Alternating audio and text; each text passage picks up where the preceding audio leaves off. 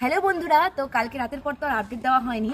আমরা সকাল 8:30 নাগাদ প্রয়াগরাজে ঢুকেছি। সারা রাত ড্রাইভিং করা হয়েছে, কোথাও স্টপ করা হয়নি। কিন্তু রাতে আমরা বেশ কিছুটা টাইম জ্যাম পেয়েছিলাম, তাই জন্য একটু লেট হয়ে গেছে আমাদের। আমাদের টোটাল টাইম লেগেছে জলপাইগুড়ি থেকে প্রয়াগরাজ 22 ঘন্টা। আর সকাল 8:30টার দিকে যখন আমরা ঢুকেছিলাম, তারপর আমরা প্রায় 2 ঘন্টা ধরে রুম খুঁজছিলাম, এখানে পাচ্ছিলাম না। হঠাৎ করে একটা চায়ের দোকানের সাথে কথা হয়, তারপরে এই বাড়িটা আমরা পেয়েছি।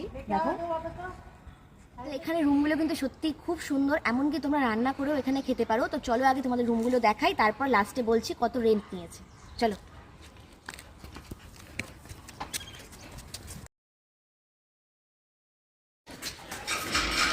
তো এই দেখো, ঢুকেই কিন্তু কিচেন, আর আমরা পুরো নিজের বাড়ির মতো একটা সেট আপ করে নিয়েছি এখানে।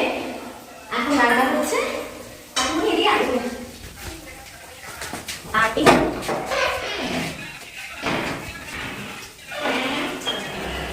এটা হচ্ছে বাথরুম। বাথরুমটা কিন্তু বেশ বড়। এটা হচ্ছে আরেকটা রুম। আমরা কি রান্না করছি আজকে? এখানে হবে শাক, উচ্ছে ভাজা, আর ভাত অলরেডি হয়ে গেছে। এখানে সব সেদ্ধ দেওয়া আছে।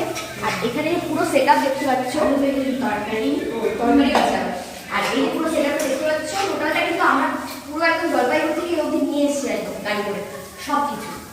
আর একটা জিনিস, তোমাদের একটা জামা কাপড় মেলতে কোনো অসুবিধা হবে না, কারণ ছাদে পুরো সেট আপ করা আছে। চলো ছাদটাও তোমাদের একবার ঘুরে নিয়ে আসি। এই দেখো, এদিকে আছে বিশাল বড় ছাদ। এখানে টোটাল আমাদের কস্ট পড়েছে 1500 টাকা পার নাইট।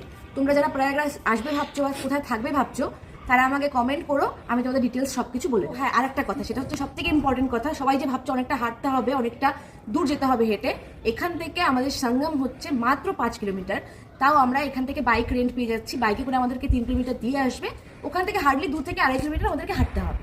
তো এটা হচ্ছে সব থেকে বেস্ট আমার মনে হলো প্লেস, তাই তোমাদের সাথে আমি শেয়ার করলাম। তোমরা যারা যারা ইচ্ছুক আমাকে কমেন্ট করো, মানে আমাদের লাভ উইথ ফোরে গিয়ে কমেন্ট করো, আমরা তোমাদের পুরো গাইড করে দেবো।